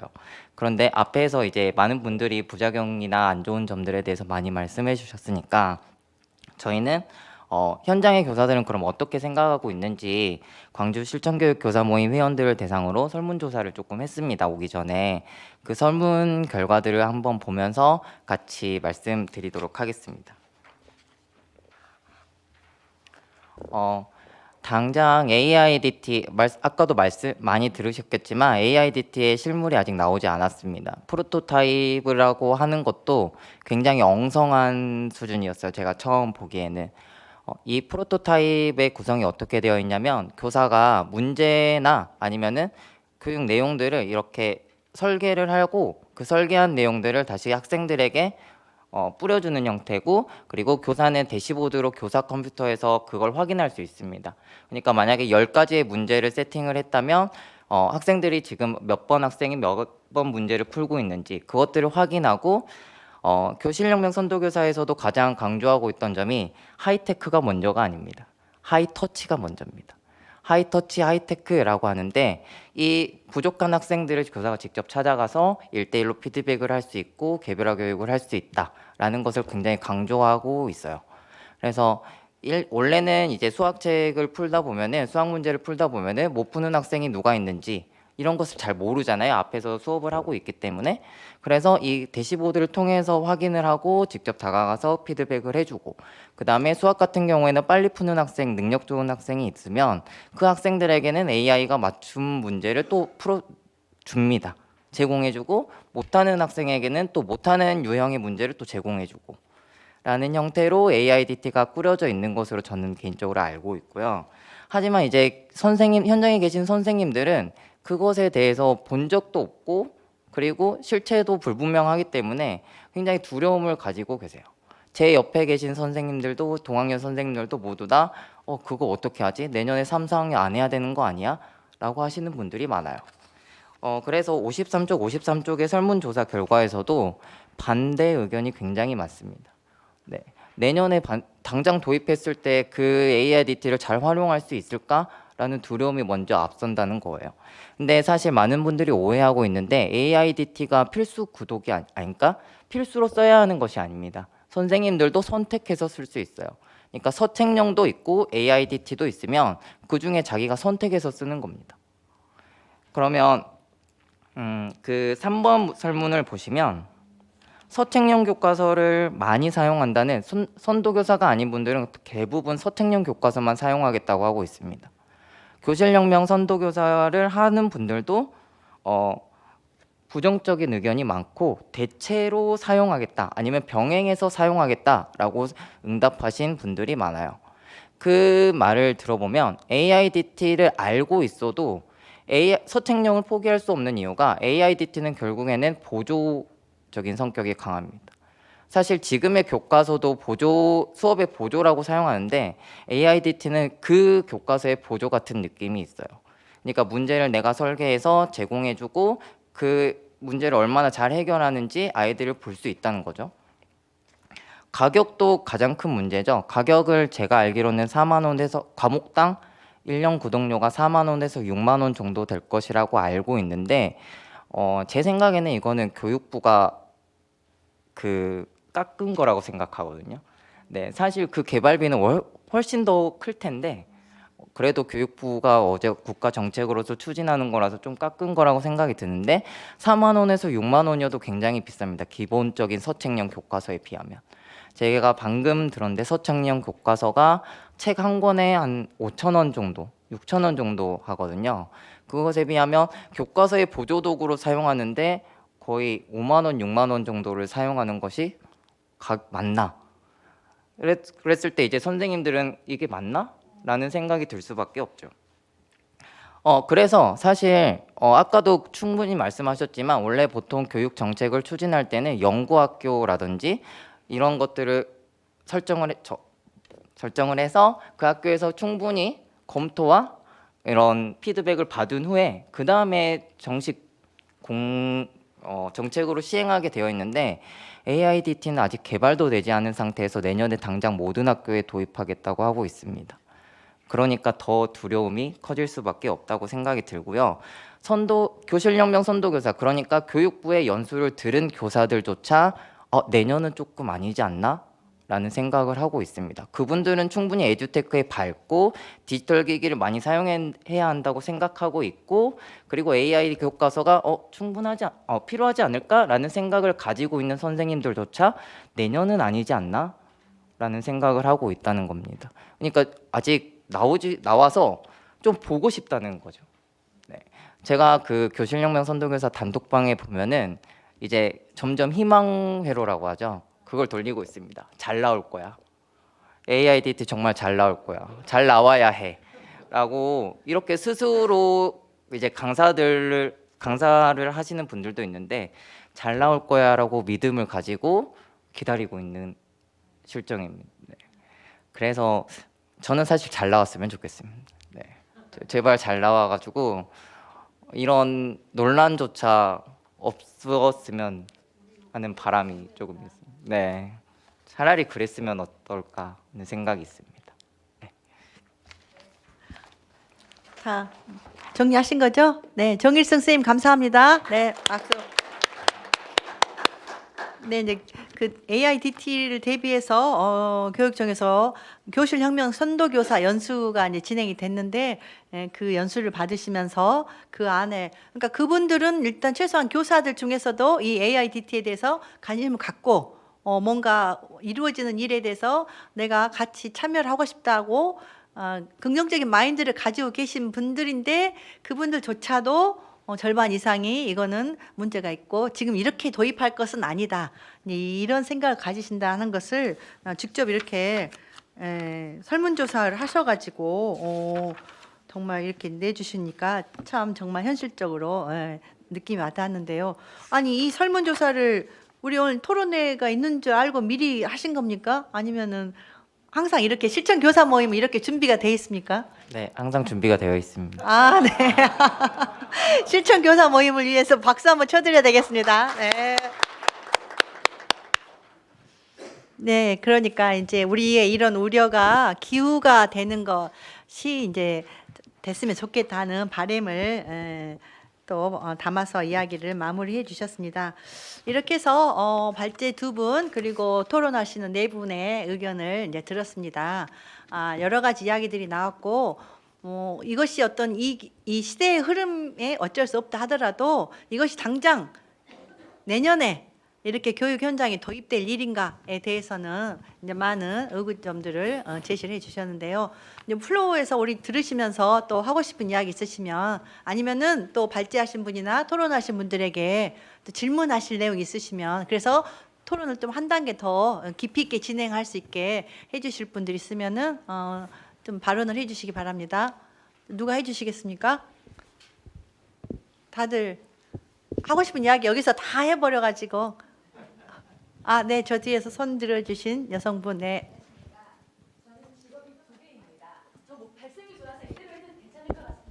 그래도 이왕이면 마이크를 해주십시오. 안녕하십니까. 저는 남구에 살고 있고요. 직업이 두 개인데 첫 번째 직업은 초등학교 5학년과 고등학교 2학년 아들을 키우고 있는 엄마입니다. 그 디지털 교과서가 들어온다고 했을 때 가장 먼저 우려되는 거는 뭐 교육이 질이 어쩌고 저쩌고 그게 저는 중요하지 않았습니다. 우리 아이들의 건강이 가장 문제가 됐습니다. 아이들의 그 초등학교 교실에 가면은 안경 쓰는 아이들의 퍼센티지가 계속 높아져 가잖아요. 그래서 저는 유전적으로 아이들이 눈도 안 좋았는데 이제 초등학교에 입학하고 이러면서 교과서는 일단 제껴두고 컴퓨터로 화면으로 거의 수업을 진행하고 계신단 말이에요. 지금도 충분히 미디어에 노출되어 있는데 그리고 학교에서도 그렇게 노출되어 있는데 집에 돌아와서도 아이들 핸드폰 보고 있는 거 아무리 케어를 한다고 해도 안 되거든요. 그런데 이제는 학교에서 디지털 교과서까지 도입을 해서 우리 아이들의 눈의 건강을 이렇게 저하하면 되겠는지 저는 그 걱정이 가장 됐습니다. 우리 아이들이 공부 잘하고 우리나라를 이렇게 드높이는 그런 아이들이 저는 중요한 게 아니라 건강한 아이들로 자랐으면 하는 바람에 아무도 눈 시력에 대해서 말씀을 안 하셔서 엄마로서 너무 정말 드리고 싶은 말씀이었고요. 두 번째 제 직업은 학교에서 예술 강사 활동을 하고 있습니다. 예술 강사가 8개 분야가 있는데요. 저는 그중에서 연극을 가르치고 있습니다. 연극을 20년 동안 가르치고 있는데 아까 선생님이 말씀하셨던 것처럼 주의 집중력이 안 되는 아이가 20년 전에는 한 학년에 1명, 2명이었어요. 근데 한 10년 전에는 한 반에 1명씩이었어요.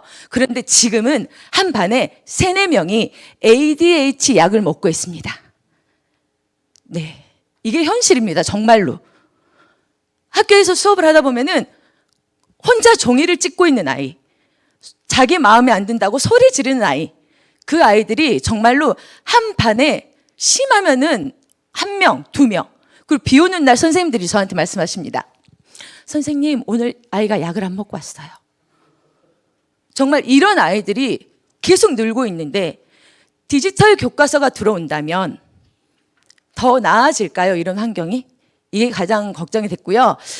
너무 예산이 너무 막심하게 많이 들어가고 있는데 그 예산으로 저희 예술 강사들은 아이들과 소통을 하고 있습니다. 연극 수업에서, 무용 수업에서 모둠 활동을 하면서 아이들과 서로 3명, 4명이서 눈을 마주치고 자기 의견을 이야기합니다. 이런 수업이 낫겠습니까? 디지털 교과서가 낫겠습니까? 여기 계신 분들께서 한 발자국 앞서 나가셔서 문화예술 교육, 소통하는 교육에 힘써 주시면 고맙겠습니다. 감사합니다. 네, 정말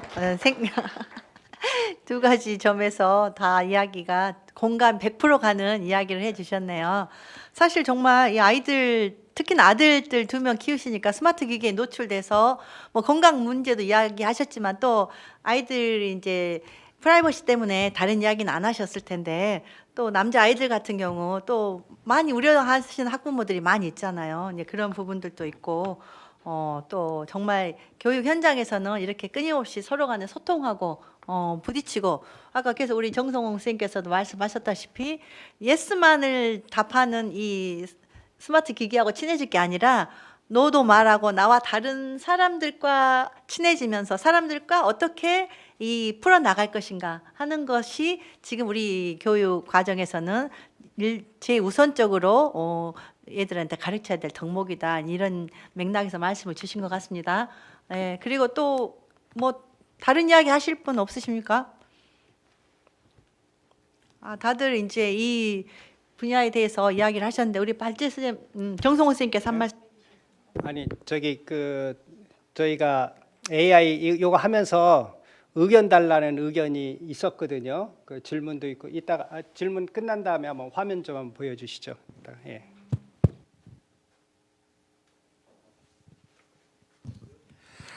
예, 수고 많습니다. 올해가 한글날 578돌이었습니다.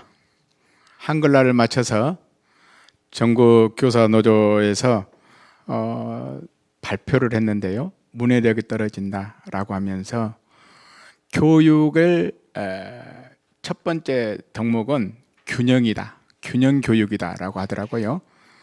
균형 교육이라고 하는 것은 지정의가 함께 균형을 유지해야만이 올바른 교육인데 디지털 교과서에 바로 이 출현으로 인해서 과연 균형 잡힌 교육이 이루어질 것인가?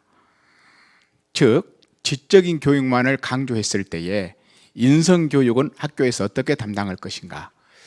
이 부분에 대해서 좀 묻고 싶습니다. 어느 분이 좀 답해 주시면 좋겠습니다. 그래서 균형 잡힌 교육, 지정의가 함께 이루어지는 교육이 우리 미래 세대를 바로 교육하지 않겠는가라는 것에서 염려스러워서 디지털의 지적인 교육만을 상, 중, 하로 따져서 미비한 점을 보충하고 또 거기에 상위권은 다시 AI가 더 나은 문제를 제출함으로써 그쪽을 한쪽으로만 쏠리지 않겠느냐라는 것을 먼저 염려스러워서 말씀드렸습니다. 네, 지금 우리가 다 고려하는 부분에 대해서 질문을 해주셨습니다. 지식만을 주입하는 교육에서 교육이 계속해서 반복된다면은 이 어떤 지정의 이 균형 잡힌 교육을 어떻게 교육 현장에서 보완할 수 있을까? 뭐 그런 질문이시잖아요. 누가 답해 주시겠습니까? 현장에 계신 선생님들께서 한번 이야기를 해주시면은. 네네네. 네, 안녕하십니까. 제가 현장 교사는 아니지만 방금 발표해주신 분께서 그 이제 지정의 설명하시면서 인지적, 정의적 하면서 이제 인성은 어떻게 교육할 것인가에 대해서 제가 사실 답변은 못 드리는데요. 인지적인 부분에 대해서 왜 지금 이런 논의가 있고 있는지를 제가 그 약간 삼자의 시각에서 설명을 좀 도와드리려고 합니다. 사실 AI 디지털 교과서에 들어와 있는 그 학생들 수준 분석이라는 것은 학습 분석학이라는 분야라고 제가 발제 때 설명을 드렸습니다. 이것은 학생들의 지적인 수준 판별에 대한 기술입니다. 원래 그렇게 시작을 했었고 원래 학생들이 똑똑한 학생, 이게 성적이 좋은 학생들인지 안 그러면 학생들이 학업 포기하고 자퇴할 학생들인지 그런 걸 분별해내는 알고리즘 기술로서 시작을 했습니다. 따라서 사실 이 기술에는 정의적인 영역이 사실 들어와 있지 않습니다. 그래서 이제 뭐 하이터치, 하이테크 할 때 정의적인 영역은 이제 교사의 몫으로 이렇게 넘겨놓은 부분이죠. 그래서 사실 이제 AI 디지털 교과서가 아까 정성호 대표님 말씀대로 교과서의 지위를 가지고 현장에 들어왔을 때는 사실 포커스를 너무 인지적인 부분에만 초점을 맞추는 것 같은 우려는 듭니다. 진짜로 큰 우려가 들고요. 거기서 그렇다면 이제 정의적인 아이들의 정서 발달이나 인성 교육이 정말 중요한 화두가 되는데 거기에 대해서는 사실 제 3자가 보기에 이게 초중등 교육이 된 3자입니다. 대학에 있으니까요. 그럴 때 너무 논의가 현재 없는 것 같다는 우려가 굉장히 듭니다. 그래서 저도 방금 질문해 주신 그 질문자 분과 굉장히 사실 생각이 비슷한 점이 많고요. 그래서 이제 인성교육 측면은 현장에 계신 우리 선생님들께서 우려점들을 좀 설명해 주시면 좋을 것 같다는 의미에서 중간 다리로 이렇게 말씀을 드렸습니다. 네, 감사합니다. 사실 좀 전에 토론할 때 선생님들이 다 이제 그 정서 교육의 어려움 내지는 이제 이 디지털 교육이 계속해서 진행됐을 때 이런 부분들은 소홀히 될 수 있다, 있을 수밖에 없다. 왜냐하면 또 교사의 업무가 오히려 이게 축소되는 게 아니라 더 가중해질 또 우려도 있는 거고 이런 점에서 여러 가지 이야기를 해주셨기 때문에 더 이상 그 점에 있어서는 같이 공감하는 부분이기 때문에 같이 만들어 가야지 뭐 정답이 있는 건 아니지 않습니까? 지금 이 상황에서. 그래서 아무튼 좋은 말씀은 이 디지털 교육에 대해서 우리가 이제 지식뿐만이 아니라 이제 정서와 인성 교육이 서로 간의 어떤 그 서로 간에 접촉하고 포용하고 하는 그런 교육으로 나아가야 된다. 이런 방향을 잃지 말자 하는 것에 대해서는 우리가 다 공감하는 부분인 것 같습니다. 딱히 하실 말씀 있으세요? 준비된 자료가 있다고 하니까 일단 자료를 한번 질문이요? 네, 질문 한 번 더 받고 그러면은 이제 준비된 자료를 한번 보겠습니다. 네, 마이크 좀 저 뒤에 계신 분 마이크 좀 전해 주십시오.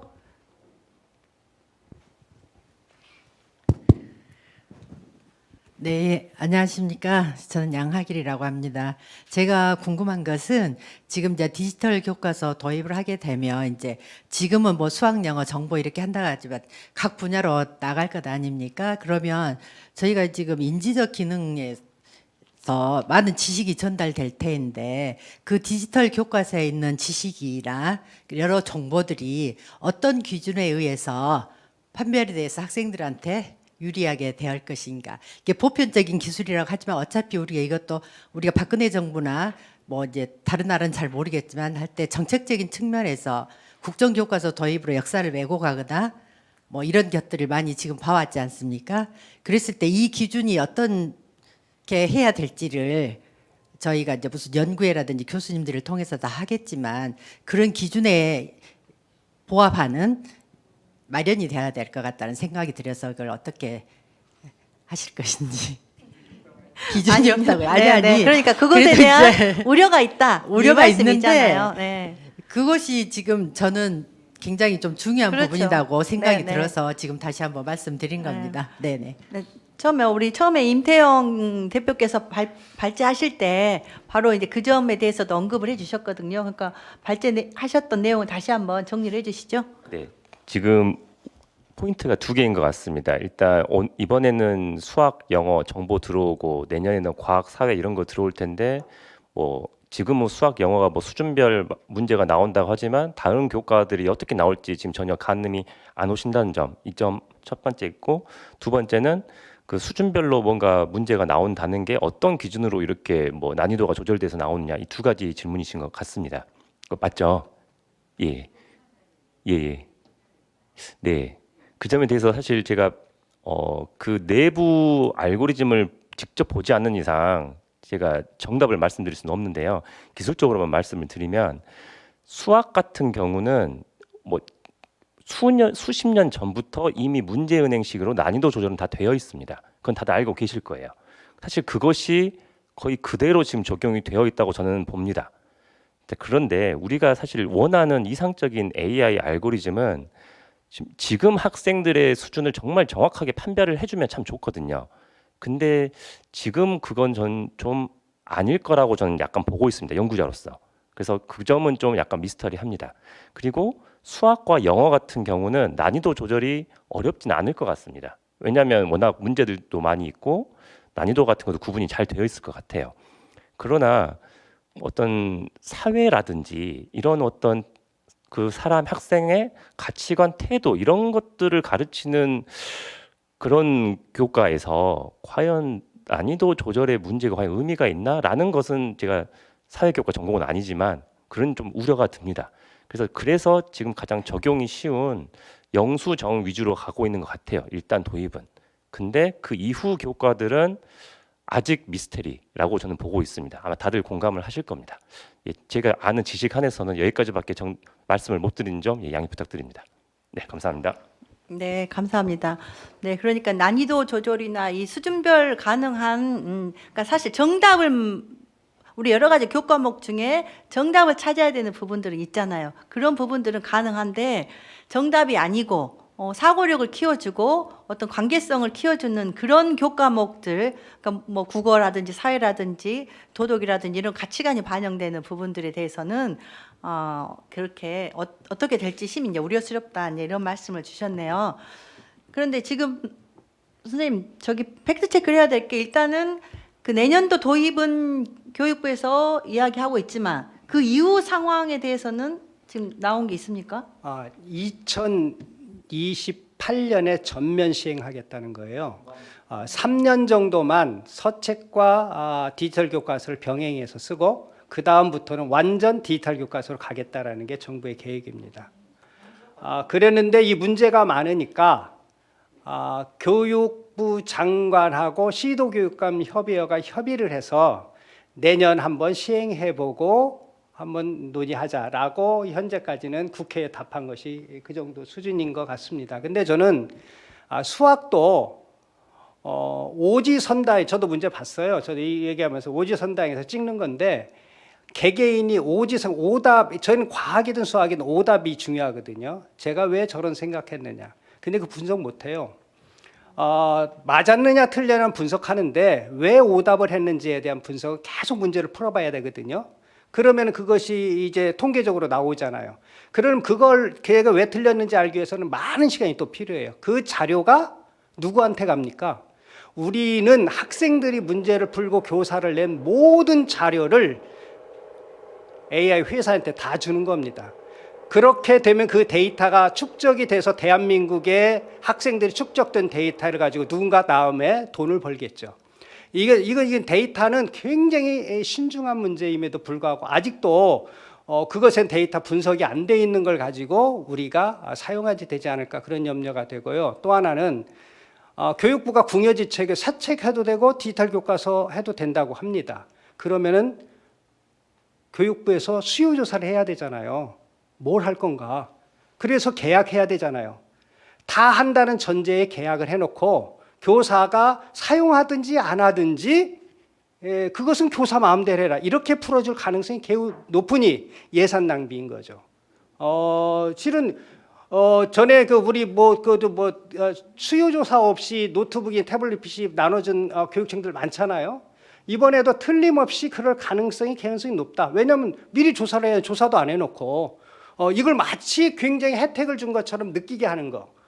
이것은 잘 봐야 되지 않을까 저는 그런 생각이 듭니다. 그리고 한번 여기 자료 제가 말씀 한번 보여주시면 저희가 한번 그 설문조사를 하기 위해서 설문조사를 했어요. 그래서 한번 그럼 이건 시간이 없으니까 넘겨만 주고 보면은 여기 전 거요. 잠깐만요. 예. 교사, 학생, 시민 골고루 저희는 좀 답을 해줬어요. 응답을 저희가 여기저기 좀 나눠줬더니 응답은 아까 거의 300명 가까운 280몇 분이 해주셨습니다. 퍼센트 비율은 이렇게 참여했고요. 다음 넘겨주시고요.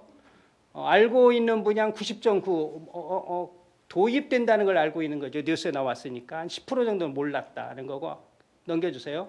아는 분이 찬성과 반대를 했을 때 도입에 대한 반대가 90% 정도. 현재 광주에 저희가 조사한 것은 이렇게 된다. 넘겨주세요. 그러면은 다뤘으면 좋겠느냐? 46개 이걸 4개 정도는 크게 이렇게 나누어 봤어요. 이 시간에 얘기하려고. 시간도 없고 그래서 넘겨주십시오. 또 넘겨주세요. 그러면서 이렇게 굉장히 이 선생님들이 저희가 설문조사했는데 시민이고 누가 답을 굉장히 이렇게 자세히 써주는 건 처음 봤어요. 그리고 적극적으로 참여하고.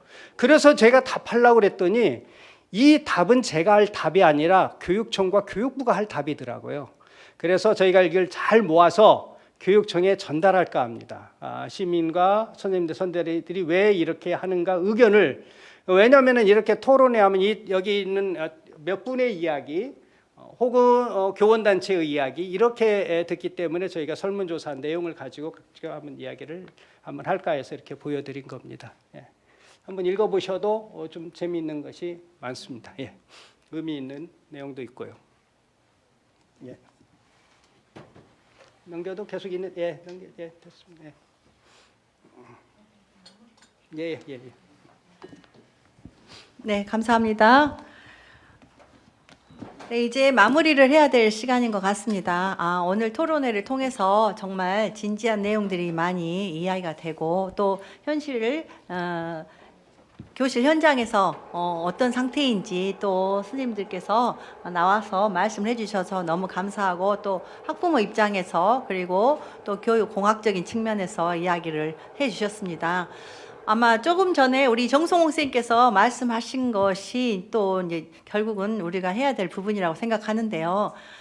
이제 이 어떤 시대적 흐름에 따라서 이 어떤 스마트 기기를 통한 어떤 아이들의 적응력, 합승력 이런 것은 분명히 필요한 기술이기도 하고 그런데 이런 것들이 이제 어떻게 아이들에게 정말 아이들이 전인지적인 관점에서 성장해 나가고 또 지식이 쌓여 나가는데 도움이 되게 할 것인가 이런 것에 대한 깊은 고민과 어떤 성찰이 필요하다.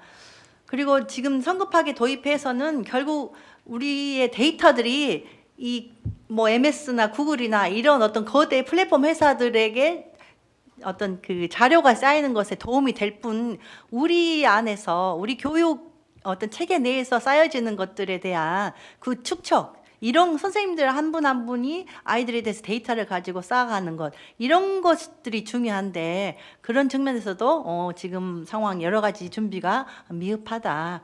그리고 또 하나는 이제 정말 아이들의 인성 교육을 깊이 생각을 해보는 측면에서 이제 교육부에서는 그런 방침을 가지고 있으나 우리 광주시 교육청에서는 그런 것들을 충분히 잘 고려를 해서 또 소통하면서 학부모님들 그리고 선생님들과 소통하면서 어느 수준에서 도입할 것인지 이런 것들을 좀 조절해 나갈 필요가 있다.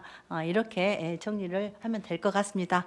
네, 오늘 이 정말 2시간 가까이 이 뜨거운 저희 AI 디지털 교과서 도입하는 것이 혁신인가 절속인가 이 정말 이 확실한 주제를 가지고 토론을 계속했는데요. 이제까지 마지막까지 같이 해주신 우리 프로에 계신 모든 분들 너무 감사드립니다. 광주교육에 대한 열정이 이런 열정들이 모아져서 정말 우리 아이들이 한강과 같은 작가를 우리가 또 10년 후 20년 후에도 우리 광주교육에서 만들어낼 수 있을 것이라 기대해 봅니다. 장시간 수고하셨습니다. 감사합니다.